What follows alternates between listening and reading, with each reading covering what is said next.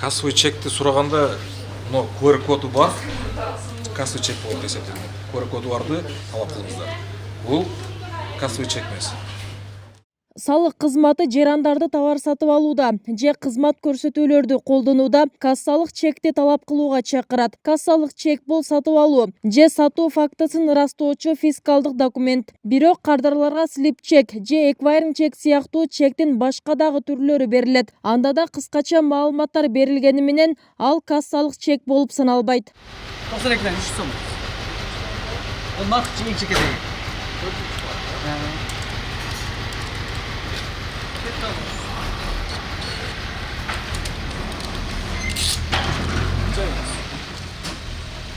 Салык кызматкерлери жерлерде кассалык аппарат боюнча түшүндүрүү иштерин алып барууда. Ушул тапта Жалал-Абад шаарында 1100дөн ашуун субъект көзөмөл кассалык аппарат колдонууда. Адистердин айтымында калаада 4000ден ашуун субъект бул аппаратты колдонушу керек. Алардын арасында май куюучу жерлер, дарыкана, соода маркеттери, тамактануучу жайлар бар. Мындагы тамактануучу жайда 2 ай мурун ушул системага өткөнүн айтышат. 2 ай болду өткөнүбүзгө. Бул мен иштеген кыйла жакшы экен. Клиенттерге да берип, бизге да уверенно болот экен, клиенттерге дагы ар бир эмесине счетуна кошуп беребиз.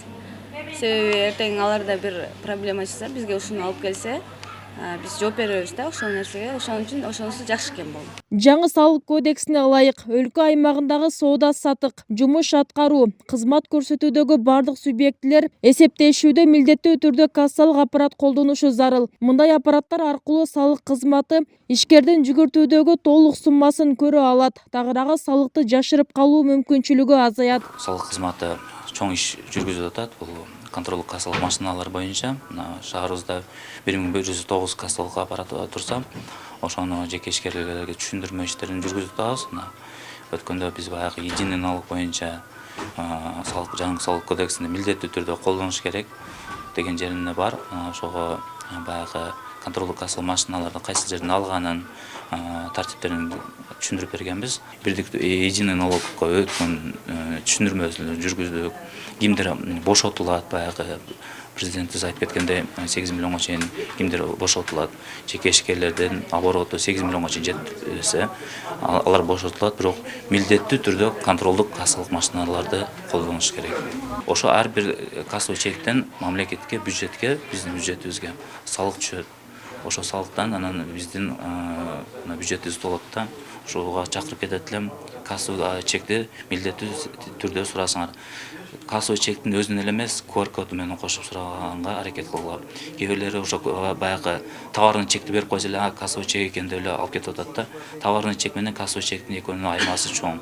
Товарный чекте ал бул товардын аттары жазылса, кассовый чекте ортосунда кара QR коду болот. Ошону талап кылыңыздар суранабыз.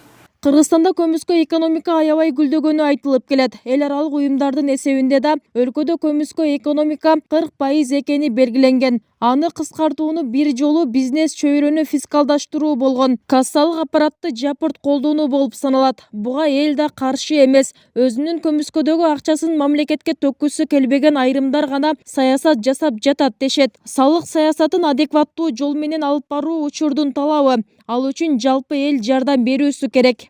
Негизи кассалык аппарат бул учурдун эң маанилүү талаптарынын бири да. Кыргызстандагы көмүскө экономика абдан гүлдөп кеткен. Көмүскө экономика кандайдыр бир 1000 кишидей эмеспи, 2000 кишидей эмеспи, мындай саналуу сандагы адамдарды байытканы менен мамлекеттин бюджетине таптакыр эле эч нерсе түшүрбөйт да. Салык саясаты баягы кичи жана орто бизнестерди мындай жолго салыш үчүн, көбөйтүш үчүн атайын патенттик система киргизилген да. Ал системанын доору бүттү. Азырча биз эми адекваттуу салык саясатын өтүшүбүз керек. Ошол адекваттуу салык саясатына өтүүдө жарандарыбыз абдан мындай бизге чоң жардам бериш керек. Кафеге киребизби? Азыр мисалы кафелерде деле патенттик система бар да. Кафеге киребизби же базарга барабызбы? Ошол эле супермаркеттерде берип атпайбы кассалык аппараттардын чектеринчи? Ошондой кылып баарыбыз чек талап кылууга акыбыз бар. Себеби биз мамлекетке аны менен жардам кылып атабыз. Ар бирибиз менин мамлекетим гүлдөсүн деп мындай ой пикир менен жашасак жакшы болмок деп ойлойм да. Мага мамлекет эмнени берет эмес, мамлекетке мен эмнени берем. Ошол эле чекти талап кылсак, соодагерлер дагы аргасыз берүүгө милдеттүү болот да. А биз өзүбүздүн жашообузга, өзүбүздүн салык системабызга өзүбүз каршы болуп атпайлыбы? Ой, мейли ала беребиз. Кеттим, акчасын төлөп коюп кетип калабыз. Жок, андай бул мамлекетке болгон эң чоң чыккынчылык деп эсептейм. Негизи эле мамлекет болгондон кийин бул баарыбыздыкы, жеке ишкердики эмес, же ошол эле азыр айрымдар айтып аткандай тигил бул ишкердин эмес, же баягы өкмөттүн эле өзүнүн жеке пикири эмес, бул ар бир жарандын милдети болуш керек да. Ар бир жаран ушул кассалык аппарат киргенге, наоборот, ошол ишкерлер өздөрү кызыктар болуш керек. Анткени кассалык аппараттын ичинде бардыгы бар да, ошол товар канчалык деңгээлде эме соода болду, канча сом соода болду, ошол товардын немелери, баалары бар, ичиндеги жанагы баарын жазып чыгышат, аларчы эсептеп чыгышат. Ошол эсептик кассалардын бардыгы болот экен да ичиндечи. Бир гана алып сатууда эмес, анын ичинде функциялар аябай көп да кассалык аппараттынчы. Ага каршы болуп аткандардын бардыгы көмүскө экономика менен алек болгондор деп түшүнөм да. Мамлекеттин сыйлабагандар деп түшүнөм. Мамлекетти сыйлаган адам мамлекет чыгарган мыйзамдарды кабыл алып баш ийүүгө милдеттүү. Бул дүйнө жүзүндө ушундай. Азыр ишкерлер мынтип коркутуп атышат да, мен кетем.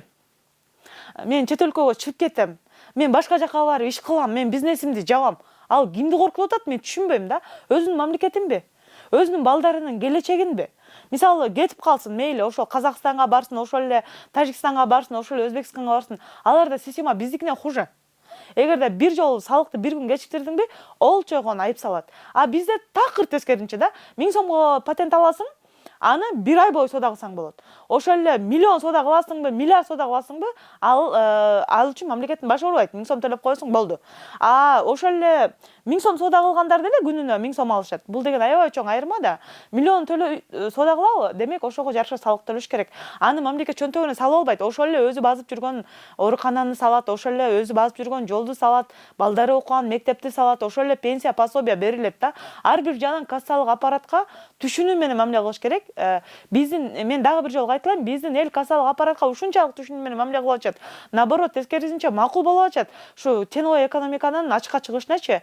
Но мындай кандайдыр бир баягы мындай акчасын мамлекетке бергиси келбеген, бирок мамлекеттен көп нерсени талап кылган жарандарыбыз гана буга каршы чыгып атат деп ойлойм.